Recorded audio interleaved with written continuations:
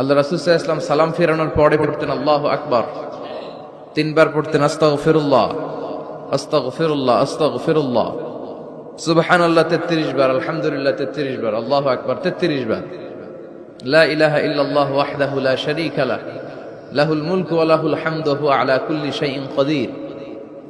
আয়াতুল কুরসি পড়তেন, লম্বা লম্বা অনেক দোয়া করতেন। এগুলো আমরা করি না, আমরা ছোট্ট একটা মুনাজাতের জন্য পাগল হয়ে যাই, তাই না? আসসালামু আলাইকুম ওয়া রাহমাতুল্লাহ, আসসালামু আলাইকুম ওয়া রাহমাতুল্লাহ, আল্লাহুম্মা আমিন বিরহমাতিকা ইয়া আরহামার রাহিমিন, তাই না? আমিন ইয়া আরহামার রাহিমিন। তো হইল কিছু? তাড়াহুড়ো করবেন না, তাসবিহ পড়বেন, জিকিরগুলো পড়বেন, এগুলো আপনার অন্তরটাকে সিক্ত রাখে।